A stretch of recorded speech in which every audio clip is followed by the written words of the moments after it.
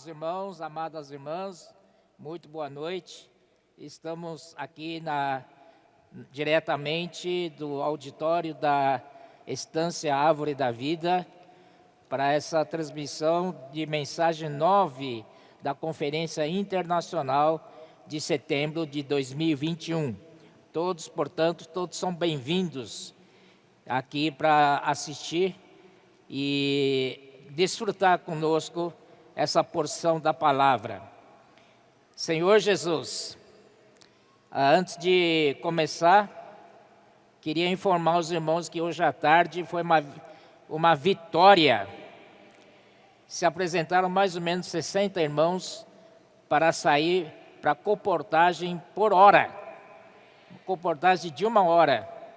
60 irmãos aproximadamente, dos quais 25 são cooperadores. Aleluia! E passaram em 1 hora 60 e poucos kits. Já é uma grande vitória. Ontem o Pedro declarou guerra. Amém? Nos representou todos nós para declarar guerra e agora não para mais. Agora é invadir. Porque vocês já notaram que Mateus 16, 18, que foi lido ontem à noite, diz que a igreja edificada, né? Quer dizer, as portas do Hades não prevalecerão contra a igreja edificada. Ou seja, a igreja está atacando até as portas. Vocês entenderam ou não? Estamos acuando o inimigo. Eles estão recuando. Vamos para a casa deles. E vamos invadir a casa deles, né? Aleluia! Jesus é o Senhor. Mas isso não é a luta contra sangue nem carne. É uma luta no Espírito. Uma batalha espiritual. E devemos estar no Espírito sempre. Então hoje nós vamos olhar sobre essa porção, que é a tentação do Senhor Jesus. Entretanto, antes, queria falar também no capítulo 4 de Mateus, versículo 7, é um versículo extremamente importante, que é assim, o seguinte: daí por diante passou a Jesus pregar e a dizer: arrependei-vos, porque está próximo o reino dos céus. Nós vimos na mensagem de sábado que foi João Batista que disse: arrependei-vos, porque está próximo o reino dos céus. Mas aqui tem um detalhe interessante. Aqui o próprio Senhor Jesus está conclamando: arrependei-vos, porque está próximo o reino dos céus. E o Senhor tem dado-nos luz cada vez mais progressiva e cada vez crescente. E graças ao Senhor que esse arrepender-se não é virar de 180 graus, voltar para trás. Mas você continua no mesmo plano, não muda nada. Nós estamos no plano terrenal ainda. Não saímos ainda desse plano terrenal. E aí o Senhor nos deu luz de que devemos nos arrepender para mudar de plano terrenal para o plano celestial. Amém? Senhor Jesus. Então isso que é verdadeiro arrependimento. Senhor Jesus, o que adianta você se arrepender do seu passado, das coisas que você fez, mas não sai, né, desse ambiente, dessa esfera. Precisamos de uma esfera. Precisamos ser transferidos para uma região celestial, para os céus. Por isso que é reino dos céus. Aleluia. E a seguir, queria ver com vocês alguns versículos que já foi lido, mas achei muito pertinente. Está em João, primeiramente João 3, versículo 3. O Senhor falando: a isto respondeu Jesus: em verdade te digo, que se alguém não nascer de novo, não pode ver o reino de Deus. Esse nascer de novo é nascer do alto. Amém? Nascer de novo aqui é nascer do alto. E depois mais um versículo, está no versículo 8. Esse versículo é interessante. O vento sopra onde quer, ouves a sua voz, mas não sabe de onde vem, nem para onde vai. Assim é todo o que é nascido do Espírito. Aleluia! Nós somos nascidos do Espírito e, portanto, nós estamos à mercê do vento do Espírito. Não podemos colocar nossas regras, fazer nossa própria programação, mas aqui diz para nós seguirmos o vento, e o vento aqui é o Espírito. Aleluia! Depois, versículo 31 de João 3. Quem vem das alturas certamente está acima de todos. Quem vem da terra é terreno e fala da terra. Quem veio do céu está acima de todos. Aleluia! Você quer permanecer nesse plano terrenal? Ou você quer ser transferido para o alto? Amém. Quem veio do céu está acima de todos. Amém. Mais um versículo. João capítulo 8, versículo 23.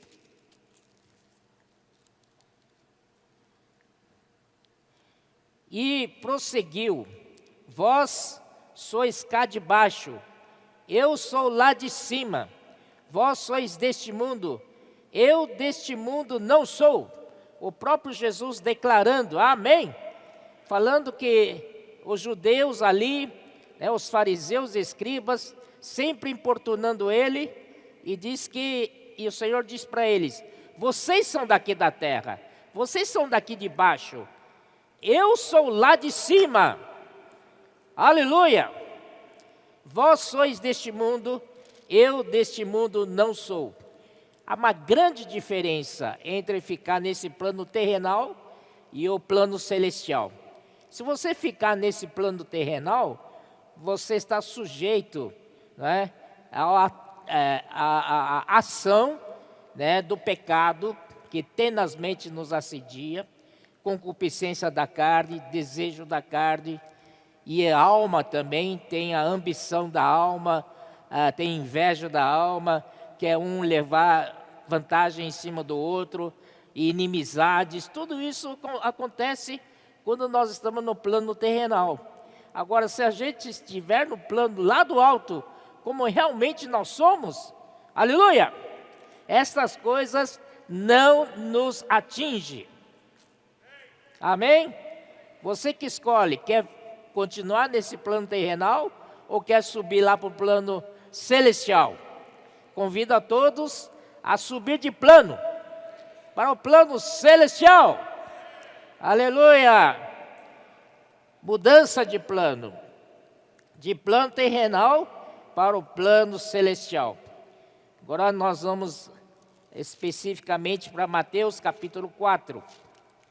Capítulo 4, que fala da tentação de Jesus.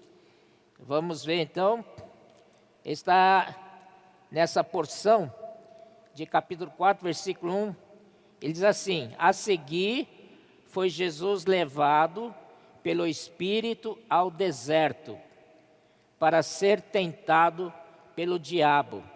Isso logo após, quando o Senhor acabou de ser batizado, no finalzinho do capítulo 3, versículo 16, diz: batizado Jesus, saiu logo da água, e eis que se lhe abriram os céus, e viu o Espírito de Deus descendo como pomba, vindo sobre ele. E eis uma voz dos céus que dizia: este é meu Filho amado, em quem me comprazo.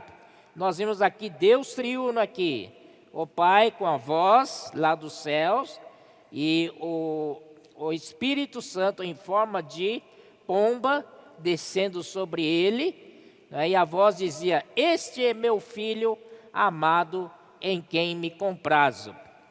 Então aqui, logo em seguida, vem capítulo 4, e diz que Jesus foi levado pelo Espírito ao deserto para ser tentado pelo diabo. Isso tem que acontecer, porque ele, como homem, ele precisava de ser aprovado neste teste da tentação do diabo. E eu queria antecipar o resultado, tá? O Senhor foi vitorioso. O Senhor venceu. Se ele venceu, a igreja também venceu. Você acredita nisso? Ó Senhor Jesus. Então vamos ver o passo a passo aqui. Aqui, para ser tentado pelo diabo. Aqui tem um personagem que chama-se Diabo. Quem é Diabo? Diabo é a mesma pessoa que o Satanás. Satanás é adversário de Deus, oponente de Deus. Ele é contra, ele dá oposição.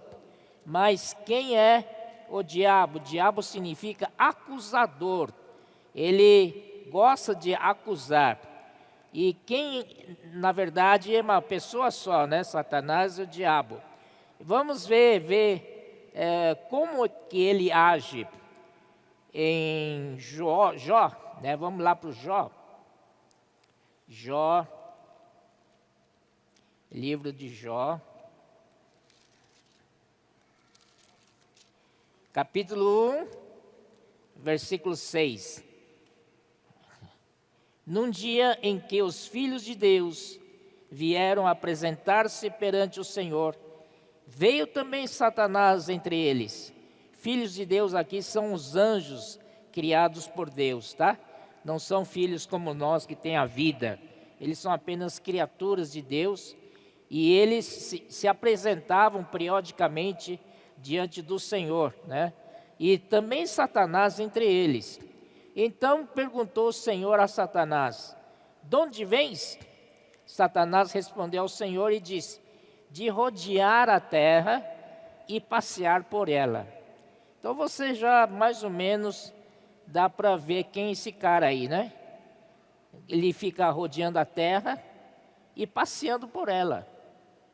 Não tem nada para fazer?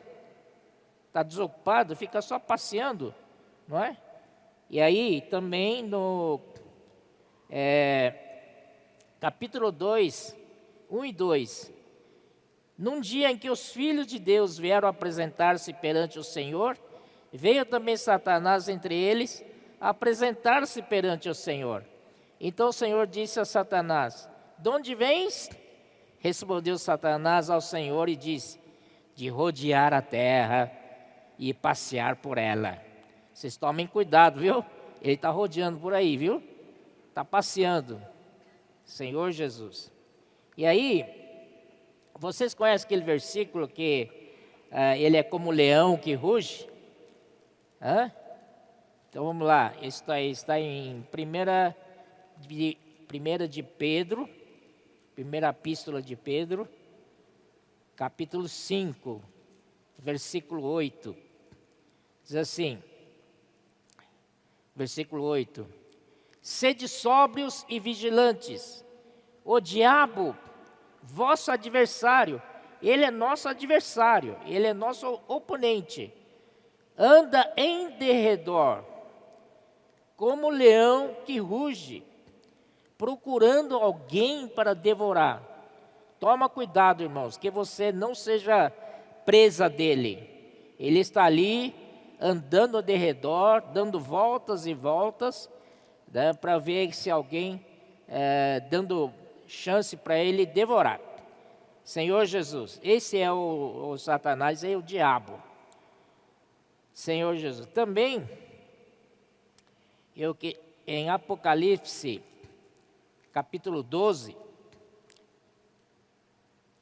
versículo 10 em diante: então ouvi grande voz do céu, proclamando: agora veio a salvação, o poder, o reino do nosso Deus e a autoridade do seu Cristo, pois foi expulso o acusador de nossos irmãos, aleluia, foi executado a sua sentença, o mesmo que os acusa de dia e de noite diante do nosso Deus.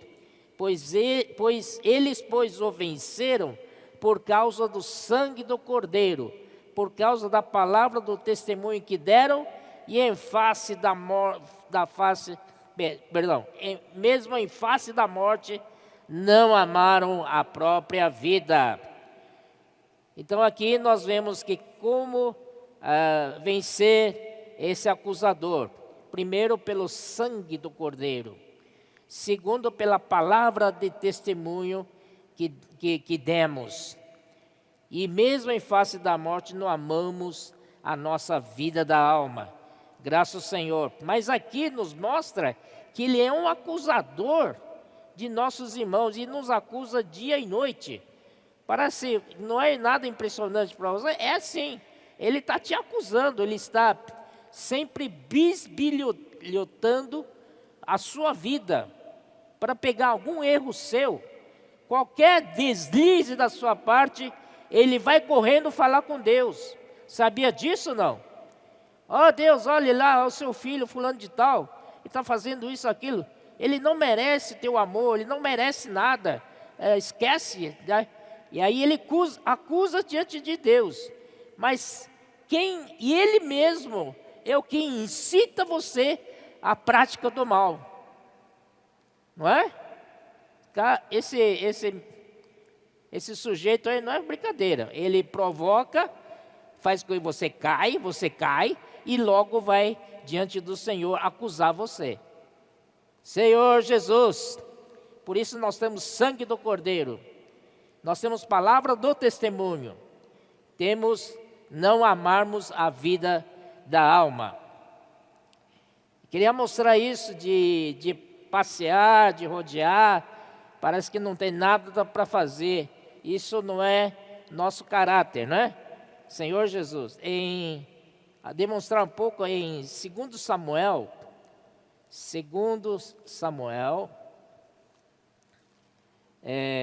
versículo 11, o caso de Davi, capítulo 11, versículo 1, a partir do versículo 1, diz assim: decorrido um ano, no tempo em que os reis costumavam sair à guerra. Irmãos, os reis naquela época saíam muito para a guerra, não tinham tempo para nada, era trabalho, muitas guerras saíam. Era costume um rei ter que sair para a guerra, né? Então enviou Davi a Joabe e seus servos com ele e a todo Israel, e destruíram os filhos de Amon e sitiaram Rabá, porém Davi ficou em Jerusalém. Isso foi um erro, porque o rei, né? Nós que estamos servindo o Senhor, não podemos deixar os outros servir o Senhor, nós temos que estar servindo o Senhor. Nós temos que estar ocupados, não podemos dar folga para nós mesmos. Estou muito cansado, tá, vou ficar em casa hoje e tal. Isso é um perigo, porque Davi aqui, ele no tempo que os reis, era costume os reis saírem à guerra, ele não saiu, ficou em Jerusalém. E ficou sem fazer nada, né? É um perigo sem fazer nada. Uma tarde levantou-se Davi do seu leito e andava passeando, igual o Satanás, né? Passeando no terraço da casa real. Aí viu uma mulher que e vocês sabem essa história, que é da Batseba. Então, irmãos, não podemos, né, dar folga para nós. Temos que estar sempre servindo o Senhor, sempre ocupado. Os comportores que são comportores dinâmicos, não é verdade? Então, nas ruas não tem folga. Quando tivermos folga para nós, é um risco que nós corremos de cair no pecado. Senhor Jesus, depois aqui também Mateus capítulo 4. Voltamos aqui, Mateus 4. Provação. Então, e depois de jejuar 40 dias e 40 noites, teve fome. Este versículo mostra para nós que o Senhor Jesus jejuou 40 dias e 40 noites. Número 40 é bastante significativo, né? Podemos aqui, o número 40, o povo de Israel passou 40 anos no deserto. E vamos ver em Deuteronômio, esse número 40 representa o número de provação, o tempo de provação. Então vamos lá, Deuteronômio 8.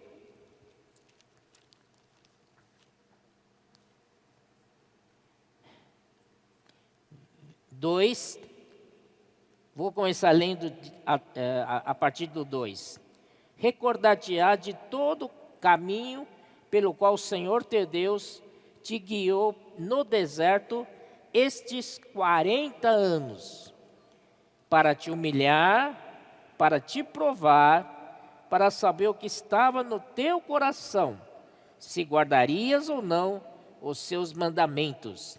Ele te humilhou e te deixou ter fome, e te sustentou com maná, que tu não conhecias, nem teus pais o conheciam, para te dar a entender que não só de pão viverá o homem, mas de tudo que procede da boca do Senhor viverá o homem. E aí versículo 4, nunca envelheceu a tua veste sobre ti, nem se inchou o teu pé nesses 40 anos. Sabe, pois, no teu coração, que como o homem disciplina seu filho, assim te disciplina o Senhor teu Deus. Irmãos, esse 40, apesar de ser um número de provação, de teste, mas também de muito cuidado do Senhor nesse período de provação. Amém, irmãos? Nunca envelheceu a tua veste sobre ti, nem se encheu o teu pé nesses 40 anos. Que milagre que o Senhor fez. Então, de um lado, o Senhor permite que passemos por período de provação, de dificuldades, mas o Senhor nunca nos abandona. Inclusive, Ele aumenta até a sua presença conosco. Então, irmãos, esse número 40, de um lado, realmente é de provação, de dificuldades. Por outro lado, é também um período de que nós mais nos aproximamos do Senhor, mais ganhamos intimidade com o Senhor. Amém? Vamos continuar lendo, né? É um trecho bastante interessante e vale a pena ler. Guarda os mandamentos do Senhor, versículo 6, teu Deus, para andares nos seus caminhos e o temeres. Então aqui no versículo 7 a 10, o irmão Pedro leu já ontem, sobre a boa terra. Tudo isso é para entrar na boa terra de Canaã.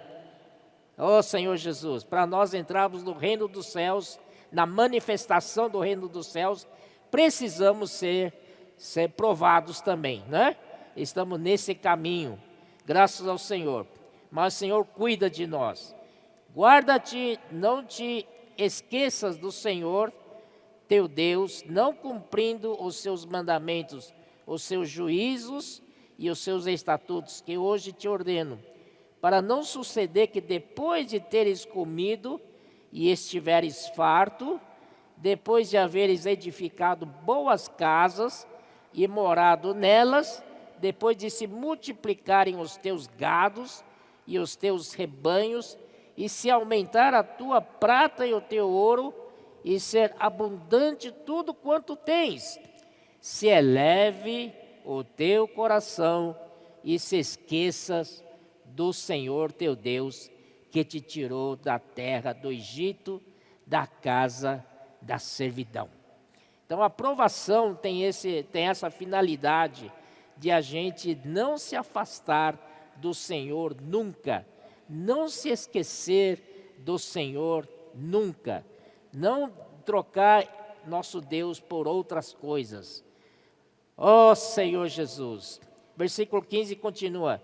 Que te conduziu por aquele grande e terrível deserto, de serpentes abrasadoras, de escorpiões e de secura, em que não havia água, e te fez sair água da pederneira.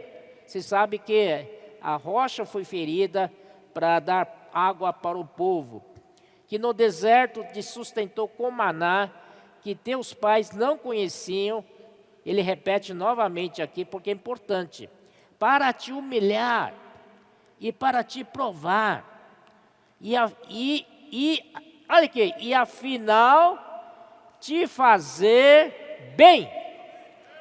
Diga amém. A aprovação no fim, o resultado é nos fazer bem. Ó Senhor Jesus, nosso Deus é bom demais.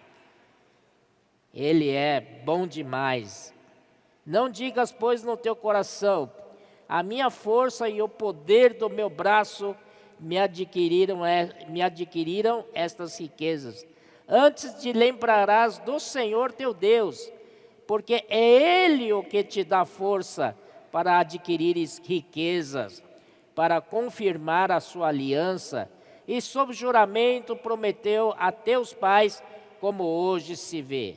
Se esqueceres do Senhor teu Deus, e andares após outros deuses, e os servires, e os adorares, protesto hoje contra vós outros, que perecereis. Como as nações que o Senhor destruiu diante de vós, assim perecereis, porquanto não quisesse obedecer à voz do Senhor, vosso Deus. Que coração nosso Deus, né? Impressionante. Ó Senhor Jesus. Vamos continuar. E também em Deuteronômio 9:9, vamos ver aqui. Aqui fala de Moisés.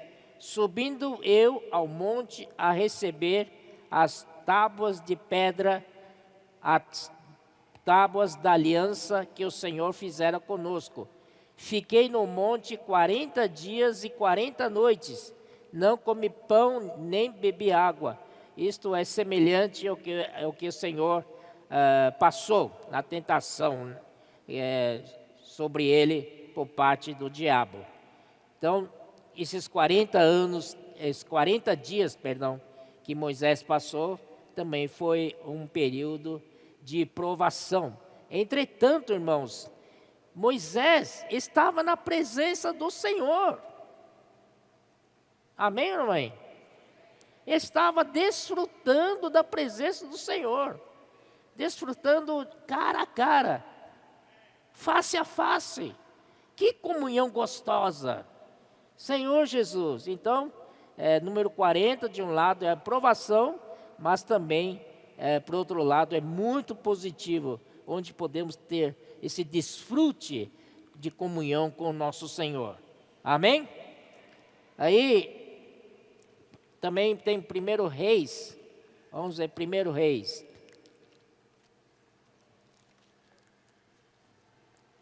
Primeiro Reis 19.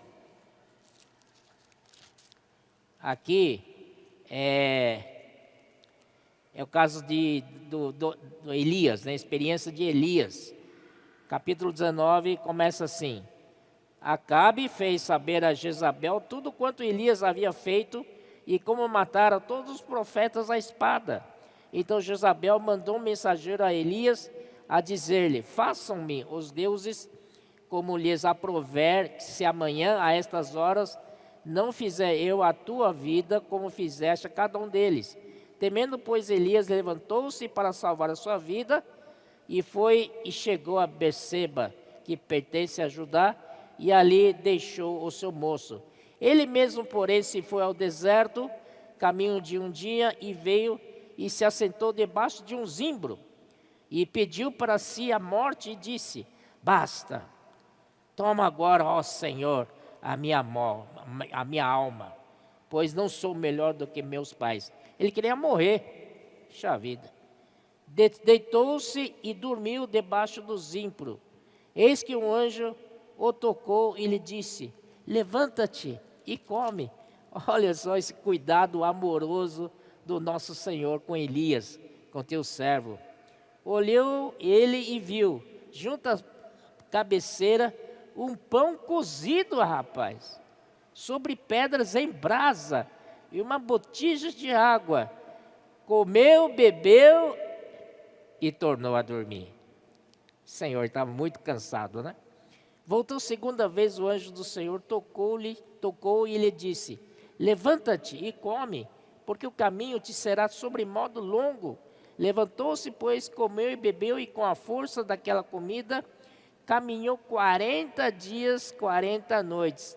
É muito significado esse número 40, não é? Caminhou 40 dias e 40 noites até Horebe, o monte de Deus. Ali entrou numa caverna onde passou a noite. Eis que lhe veio a palavra do Senhor e lhe disse: que faz aqui, Elias? Ele respondeu: tenho sido zeloso pelo Senhor, Deus dos exércitos, porque os filhos de Israel deixaram a tua aliança, derribaram os seus altares e mataram os teus profetas à espada, e eu fiquei só, e procuram tirar minha vida. Aí o Senhor disse-lhe: sai, põe-te neste monte perante o Senhor. Eis que passava o Senhor, e um grande e forte vento fendia os montes. Com licença.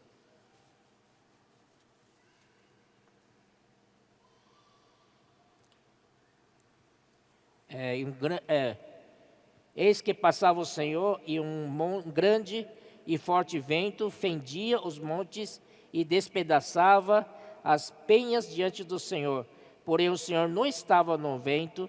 Depois no vento um terremoto, mas o Senhor não estava no terremoto. Depois do terremoto um fogo, mas o Senhor não estava no fogo. E depois do fogo um cicio tranquilo e suave.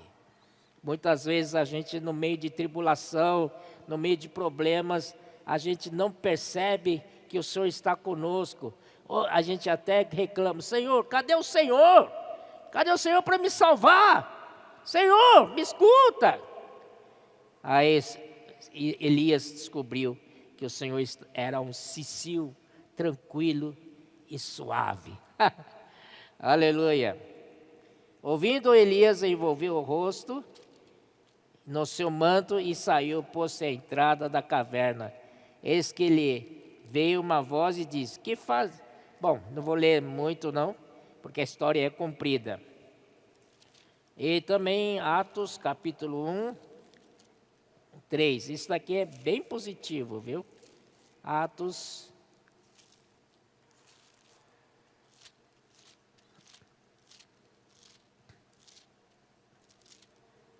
Senhor Jesus. 1, 3. Olha só. A esses também, depois de ter padecido, se apresentou vivo, com muitas provas incontestáveis, aparecendo-lhes durante 40 dias e falando das coisas concernentes ao reino de Deus. Isso está falando da ressurreição do Senhor.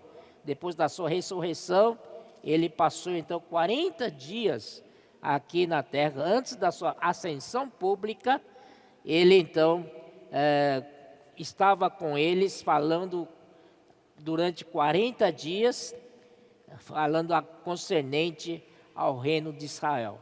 Isso significa, irmãos, que número 40 também é um número positivo, onde você tem uma experiência única, singular, de comunhão com o Senhor. Amém? Senhor Jesus. E também Gálatas, eu separei esse versículo, Gálatas capítulo 4, versículo 19, é que diz: meus filhos, por quem de novo sofro as dores de parto, até ser Cristo formado em vós. Irmãos, para que Cristo seja formado em nós, é muito dolorido, é muito sofrimento, não é? Por parte do Senhor também. Então diz, o apóstolo aqui diz, porque de novo só sofro as dores de parto até ser Cristo formado em vós. Aí nós sabemos que uma gestação demora mais ou menos 40 semanas, né? 9 meses e um pouquinho. Então aqui outra vez esses número 40, né? Apesar de ser de teste, de provação, mas também é de muita experiência na presença do Senhor. Às vezes a gente quer uma presença forte na nossa vida, pá! Mas o Senhor Jesus veio tranquilo, suave, quase imperceptível, mas Ele está lá. Ele está te segurando. Amém? Ele está cuidando de tudo. Amém, irmãos? Esse é o nosso Senhor. Aí, Mateus 4 novamente.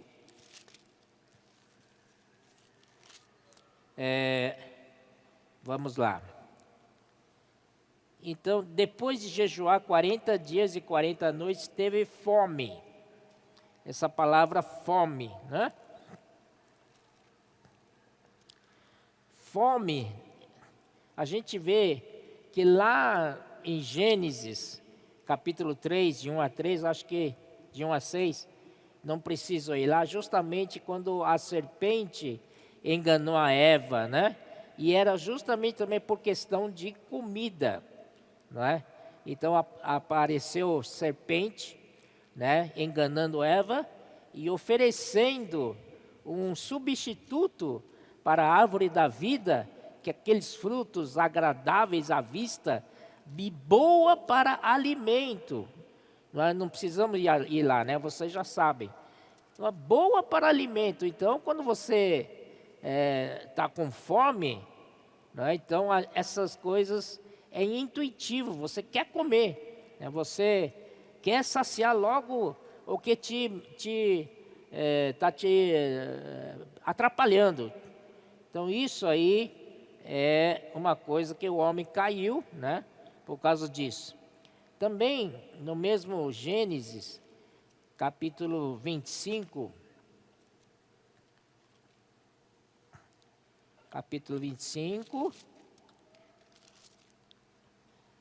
versículo 29. Aqui conta a história do Jacó e seu irmão Esaú.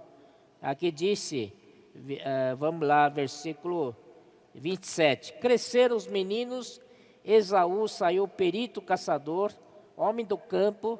Jacó, porém, homem pacato, habitava em tendas. Isaque amava Esaú, porque se saboreava de sua caça. Rebeca, porém, amava a Jacó. Tinha Jacó feito um cozinhado. Quando esmorecido, veio do campo Esaú. Então Esaú veio do campo, veio da caça, extremamente cansado e muita fome. E o Jacó estava lá fazendo cozinhado ali, né? E ele disse, peço-te que me deixes comer um pouco desse cozinhado vermelho, pois estou esmorecido, daí chamar-se Edom, porque Edom significa vermelho. Então Esaú pediu comida para o Jacó. Poxa, são irmãos, por que não dá um pouquinho para o seu irmão? Você vai ver seu irmão morrendo de fome, né? Normalmente a gente não faz isso, a gente come, meu irmão, come, não é? Você está com fome, eu te dou aqui, e a gente oferece.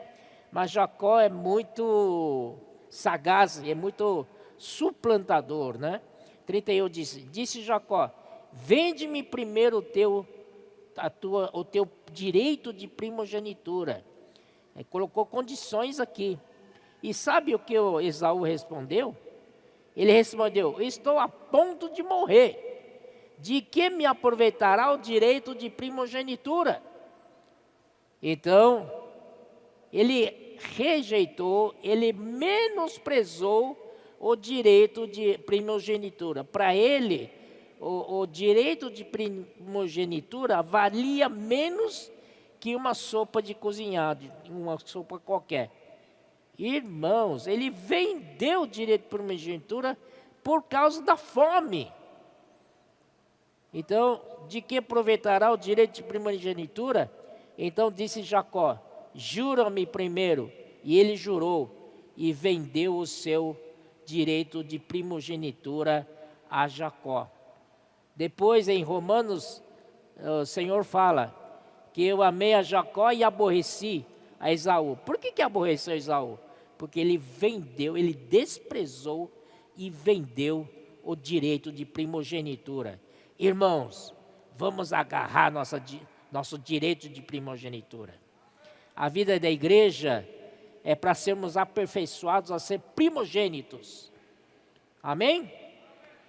Ó Senhor Jesus, para nós ganharmos a primogenitura. Então, às vezes, nós temos que vencer todas as vontades da carne, até mesmo a fome. Amém? Fome é um símbolo, né? Uma figura. Deu, pois, Jacó a Esaú pão e o cozinhado de lentilhas. Ele comeu e bebeu, levantou-se e saiu, como nada tivesse acontecido normal, não é? Assim desprezou Esaú o seu direito de primogenitura. Ó Senhor Jesus, guarda-nos, Senhor. Ó Senhor Jesus.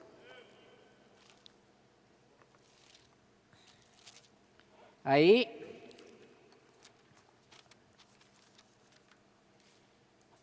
versículo 3. Olha só, irmãos. Aqui, Satanás, aqui o diabo é bastante sagaz, muito sutil, querendo levar o Senhor no plano terrestre, no plano terrenal, onde ele tem mais poder, não é? Então ele estava tentando trazer o Senhor, é como se fosse um jacaré, um crocodilo. Você vai lutar contra o crocodilo, mas não no território dele. Se você lutar com ele, ele vai fazer de tudo para levar você para o território dele, que é pântano, brejo. E ali ele domina em tudo. Você não tem jeito de vencê-lo. Então Satanás, com a sua sagacidade, estava tentando o Senhor Jesus trazer lá, para ele sair lá do plano dos céus para o plano terrestre. Entenderam? Essa é a astúcia desse inimigo. E ele falou assim: então o tentador aproximando-se, lhe disse: se és filho de Deus, porque ele ouviu no batismo do Senhor, quando Deus Pai disse numa voz, né? Este é meu filho amado, em quem me comprazo.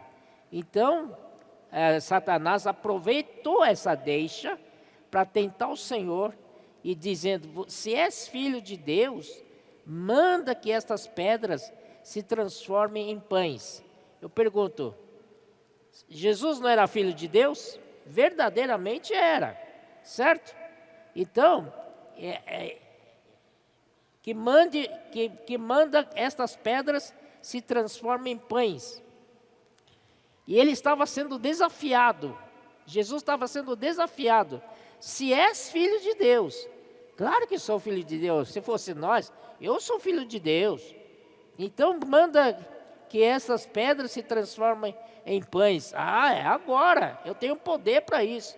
Se você fizer isso, você caiu no laço dele. Senhor Jesus.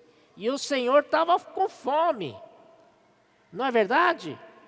E ele é filho de Deus, ele tem poder de transformar aquelas pedras em pão e comer. Mas, irmãos, isso é sagacidade, é o plano maligno de Satanás para envolver o Senhor Jesus nisso. Então, olha só, qual foi a resposta do Senhor? Jesus, porém, respondeu: está escrito, não só de pão viverá o homem. Ele está aqui na qualidade de homem. Tá certo, irmãos? não na qualidade de Deus. Ele realmente é Deus, 100% Deus, mas ele está sendo tentado como homem. Então ele foi muito claro, muito sábio. Não só de pão viverá o homem, mas de toda a palavra que procede da boca de Deus. Ó Senhor Jesus, essa é uma ótima resposta para a pergunta de Satanás. Não só de pão viverá o homem, mas de toda a palavra que procede da boca de Deus. Mas eu estou com fome. E agora, como é que é? Graças ao Senhor, mas não só de pão vive o homem, mas de toda a palavra. Esses dias estamos falando muito de palavra profética, né? Então, irmãos, é essa palavra, é nosso alimento. Amém? Senhor Jesus. E essa palavra vai nos levar a ser vencedores. Então, vamos lá.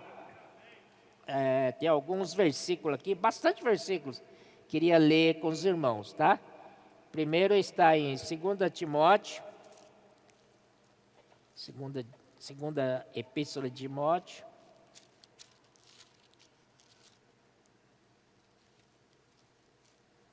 Três 16, né? Primeiro aqui fala assim, 3,16. Toda escritura é inspirada por Deus e é útil para o ensino, para a repreensão, para a correção, para a educação na justiça, a fim de que o homem de Deus seja perfeito e perfeitamente habilitado para toda boa obra. Essa toda escritura é inspirada, melhor seria, toda escritura é soprada por Deus. O que sai da boca de Deus, o que procede da boca de Deus é a palavra. Toda escritura é soprada por Deus.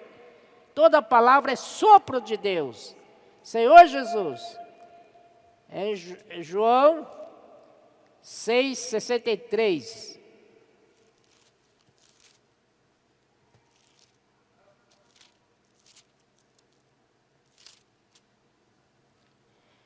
O Espírito é o que vivifica, a carne para nada aproveita. As palavras que eu vos tenho dito são Espírito e são vida. Aleluia. Senhor Jesus, João 4:31, aqui tem uma história muito, muito, muito interessante.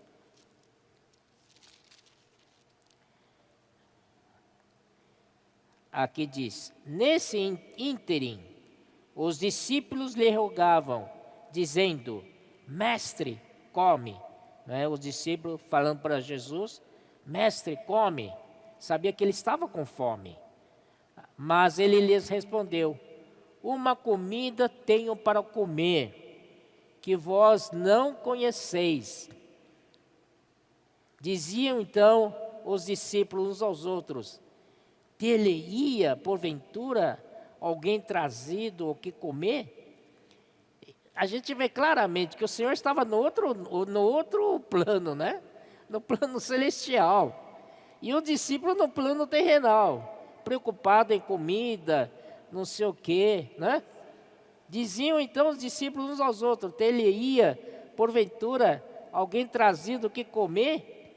Aí 34 o Senhor disse para eles, a minha comida, vamos ver o que é a comida do Senhor. A minha comida consiste em fazer a vontade daquele que me enviou e realizar a sua obra. Essa é a comida do Senhor. É mais importante do que passar fome. Ele venceu a fome. Quando você está no outro plano celestial, quando você está no Espírito, você também vence coisas da terra. Amém, irmãos? Senhor Jesus, ó Senhor, queria ler novamente, 34. Vocês querem me acompanhar? Vamos ler juntos? Vamos lá, tá aí, né? Disse-lhe Jesus: a minha comida consiste em fazer a vontade daquele que me enviou e realizar a sua obra.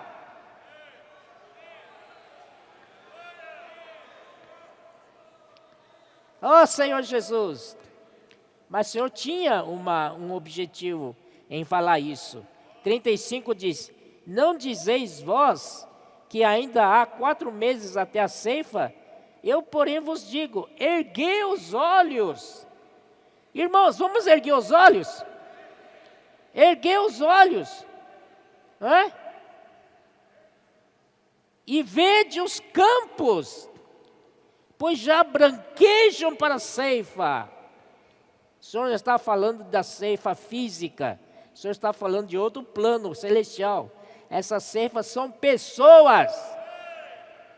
São pessoas disponíveis para serem transferidas, para serem resgatadas para o reino dos céus. Amém, irmãos? O Senhor está falando das pessoas. A fazer a vontade do Pai é justamente isso, pregar o Evangelho, trazer as pessoas para o reino, diminuir o reino de Satanás e aumentar o reino dos céus. Senhor Jesus, aleluia. Vamos lá. Jeremias.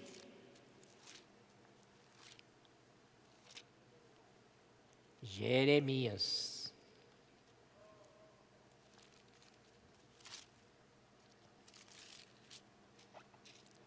Quinze, 16.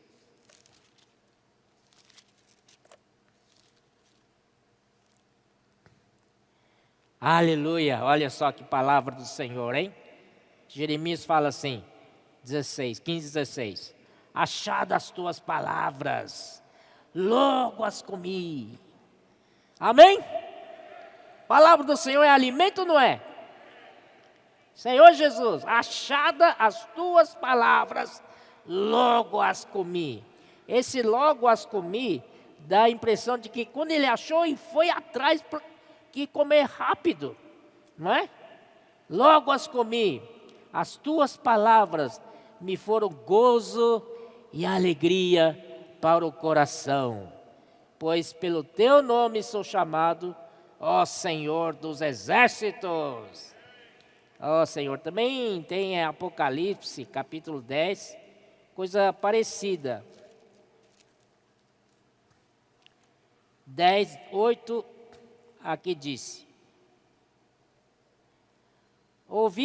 a voz que ouvi vinda do céu estava de novo falando comigo, dizendo: vai e toma o livro que se acha aberto na mão do anjo, em pé sobre o mar e sobre a terra. Fui, pois, ao anjo, dizendo-lhe que me desse o livrinho. Ele então me falou: toma-o e devora-o. Certamente ele será amargo ao teu estômago, mas na tua boca doce como mel. Tomei o livrinho da mão do anjo e o devorei. E na minha boca era doce como mel. Quando, porém, eu comi, o meu estômago ficou amargo. Ó Senhor Jesus. Então isso aí, né? Também Efésios 6.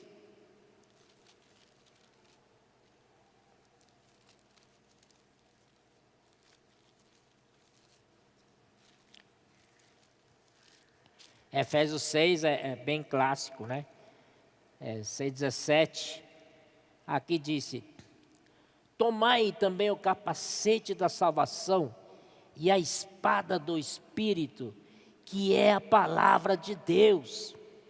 A palavra de Deus é a espada do Espírito, com toda oração e súplica, orando em todo o tempo no Espírito, para isto vigiando com toda perseverança e súplica por todos os santos. Aqui nos ensina que a palavra de Deus pode ser transformada em oração e súplica.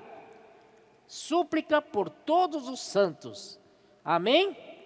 E que também aqui ele pede para que seja também feita a oração e súplica por ele, nesse caso é o Paulo.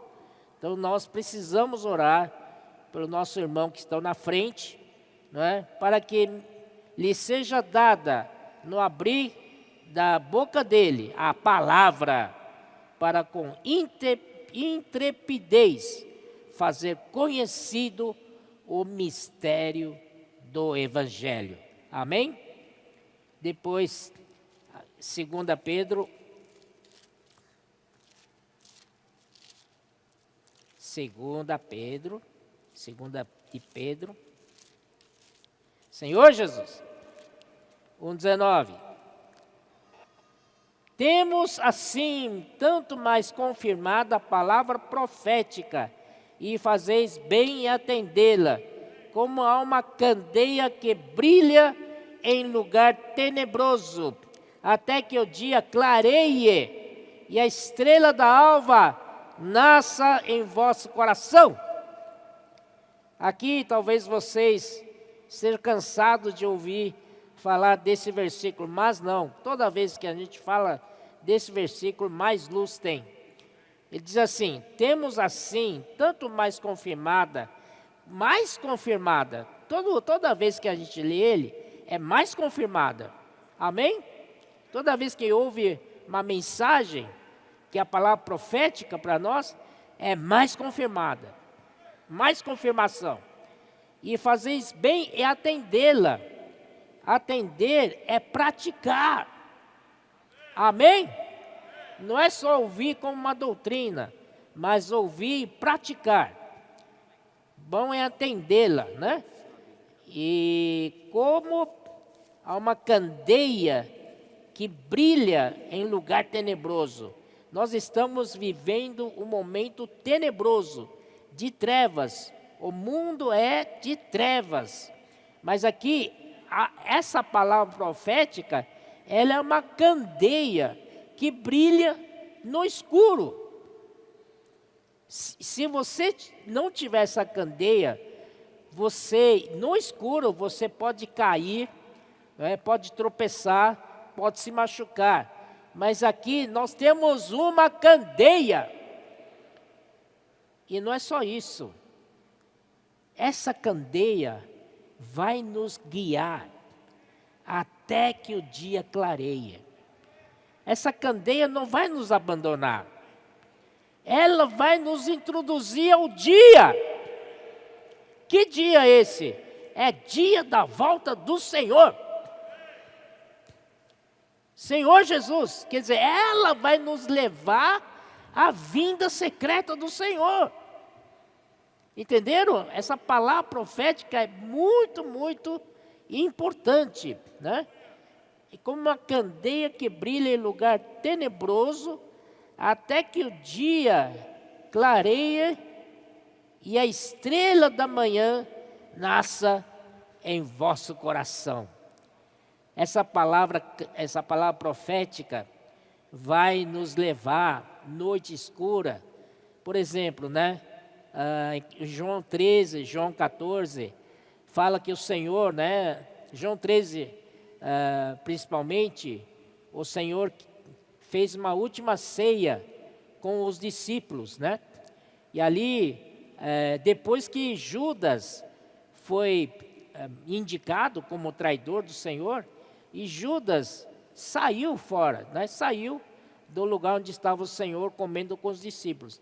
Aí quando Judas saiu, então o Senhor teve a liberdade de falar com os discípulos que ia acontecer com ele e tal, vai ser morto e tal, né? E aquela noite, o Senhor tomou a última ceia com os discípulos. E aí começou a noite. A ceia é sempre à noite. E aí ele falou para os discípulos que ia tomar novamente no reino do seu Pai. Os reinos do seu Pai é o reino dos céus. Não é verdade? Então, olha só, ele tomou a última ceia e nunca mais tomou mais ceia com os discípulos, porque ele foi morto, não ressuscitado. Então, dali em diante veio toda uma noite, e nós estamos ainda nessa noite. Mas graças ao Senhor, irmãos, que não estamos sozinhos, estamos na igreja. E a igreja é como a lua brilha durante a noite. Mas, irmãos, essa noite tenebrosa, tão trevosa, vai chegar uma manhã e nós vamos tomar café com o Senhor Jesus. Que bom, né? Aleluia! Senhor Jesus. Então, essa palavra profética que nos ilustra como uma candeia que brilha no lugar tenebroso, essa palavra profética, se a gente puder comparar como se fosse um servo do Senhor, sei lá, é uma coisa que nos acompanha e está todo mundo vivendo em trevas, mas a palavra profética, quem atendê-la, né, vai sentir acompanhado, apoiado, e vai nos levar até aquele dia. Amém? Senhor Jesus, isso que isso significa. E outra coisa, ao mesmo tempo, a estrela da manhã nasce em nosso coração. Amém? Então a estrela da manhã não está fora, essa estrela da manhã está dentro de nós, vai sair de nós. E quem vai fazer ela aparecer? É a palavra profética. Senhor Jesus. Amém, irmãos? Aí vamos voltar novamente para Mateus 4.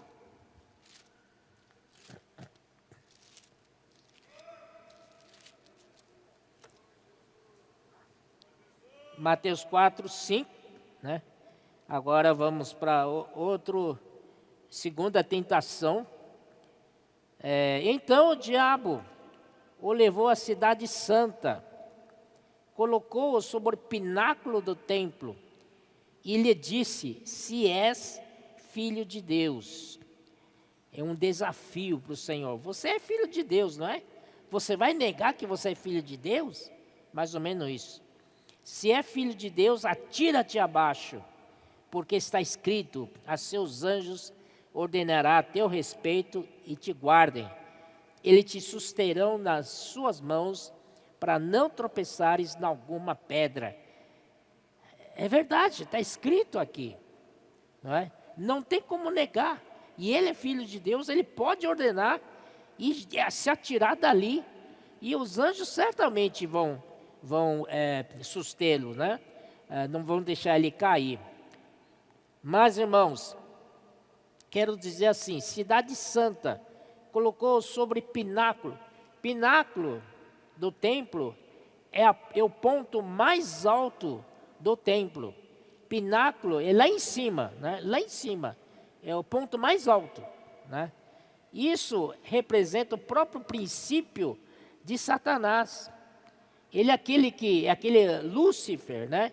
O arcanjo que queria subir, só queria subir, não é verdade? Não, ele queria subir acima dos anjos, queria subir acima dos arcanjos, queria subir sobre a congregação dos principais anjos, e queria subir sobre os mais anciãos dos anjos. Então aqui é o princípio dele mesmo. Ele lá levou o Senhor para o pináculo do templo, o ponto mais alto do templo. E isso significa essa tentação para o Senhor, né? Você quer, no mundo religioso, você vai ser um grande líder. né? Grande líder. Essa é uma grande ambição, né? Dias atrás, o irmão Pedro tem nos falado da história da igreja. Muitos caíram por causa dessa tentação. Tiveram cargos, ganharam muito dinheiro, se fizeram, né, ministros pagos. Irmãos, é uma grande tentação que nós não caiamos nessa, né?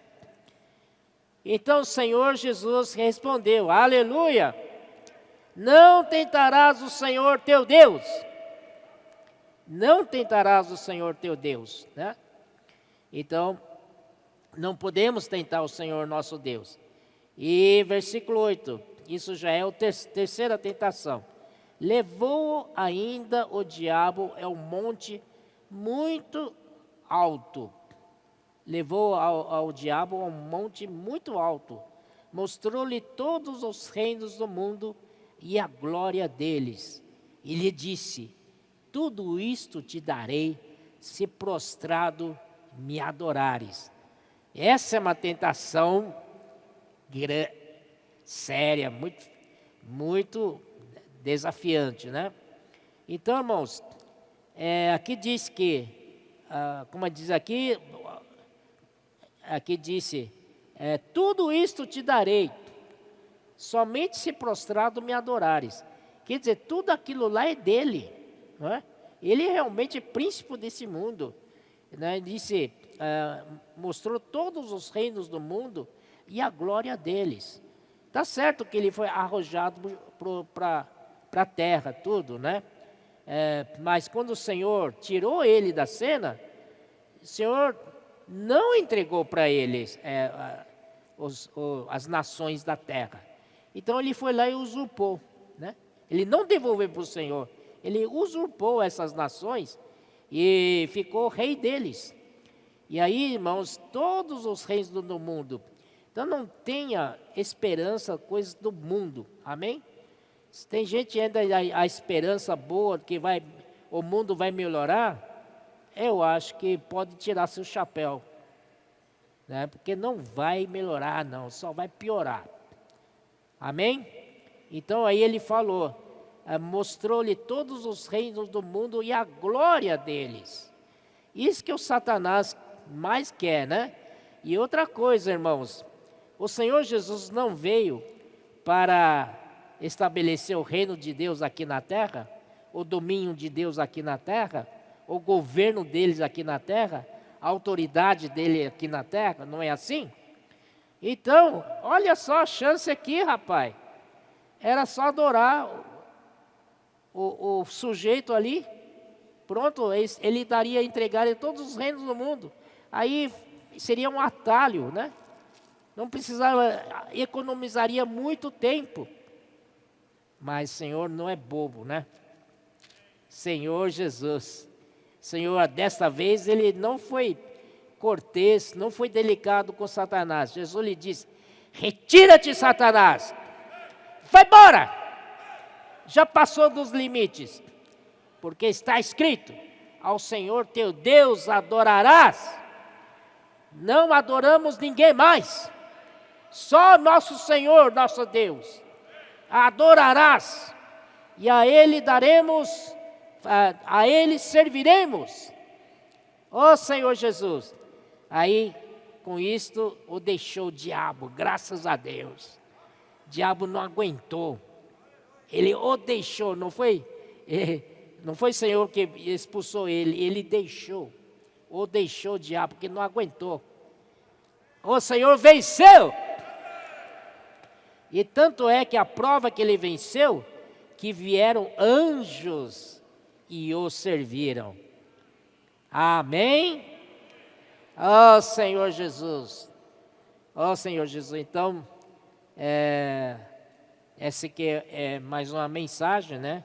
Por isso que nós declaramos guerra contra o inimigo, contra ele. Lutamos contra ele, mas mantendo a nossa posição. É lá do alto. É lá do alto. Nós não somos daqui de baixo. Nós somos lá de cima. Como diz o Colossenses, que foi lido ontem, hein? Vamos lá. Colossenses 3, né? Portanto, se fostes ressuscitados juntamente com Cristo, buscai as coisas lá do alto, onde Cristo vive, assentado à direita de Deus. Pensai nas coisas lá do alto, não nas que são daqui da terra, porque morrestes, e a vossa vida está oculta, juntamente com Cristo em Deus. Quando Cristo, que é a nossa vida, se manifestar, então vós também sereis manifestados com Ele em glória. Vamos invadir a casa do inimigo. Já chegamos às portas. Vamos arrombar a porta. Amém? Mas a nossa luta não é nesse plano, é lá nos céus. Senhor Jesus. Aleluia. Amém. Jesus é o Senhor.